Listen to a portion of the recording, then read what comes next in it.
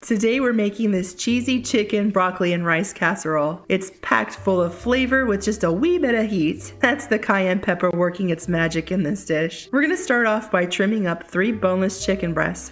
Any pieces you don't want, toss them. Dice your chicken into bite-sized pieces. Let's get the rice going real quick. To a pot, add in 4 cups of chicken stock. We're gonna let this come to a boil. To a hot pan over medium-high heat, we're gonna add in a pat of butter. Dump in your chicken and then season it with a sprinkling of salt. I'm using garlic salt and black pepper. Add in 1 tablespoon of Italian seasoning and 1 teaspoon of cayenne pepper. I'm kind of a sissy with heat, so I'm only gonna add in half a teaspoon.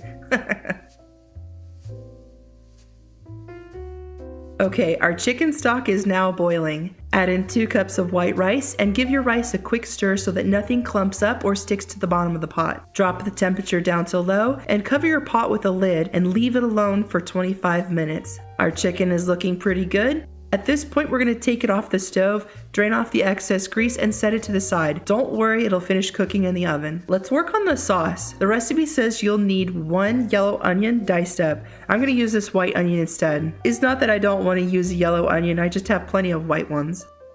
To the same pan we just cooked our chicken in, add in a pat of butter. Toss in your diced onions, and while that's cooking, we're gonna swing back around to our cutting board and dice up 4 garlic cloves. The recipe only calls for 2 cloves of garlic, but I'm garlic's #1 fan, so 4 cloves it is.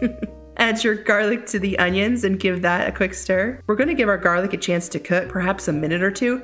Add in 2 tablespoons of flour and let that cook for another minute or 2. Add in a sprinkling of black pepper. The recipe says to add in yellow mustard. That doesn't sound good to me, so I'm gonna leave that out. It also says to add in more cayenne pepper, but I feel like I already added plenty of that with the chicken, so I'm just gonna, not add that in. Next, add in the milk. The recipe says to add in 3/4 of a cup of milk. I'm gonna go all in with a full cup of milk. It'll be fine. Once your sauce starts to thicken up, turn down the heat and add in 3 tablespoons of cream cheese. Give that a quick mix in and follow it up with 2 cups of shredded cheddar cheese. I have a plethora of this mixed blend, so that's what I'm using. Once your cheeses have melted in, add in your chicken and 5 cups of almost cooked but still crunchy broccoli. I have a giant bag of frozen steamable broccoli in my freezer. 5 cups seems like overkill. I grabbed what I thought was sufficient and steamed it in my microwave. I did pull it out halfway through the cooking process because it's going to finish cooking in the oven. Add your rice and mix everything together.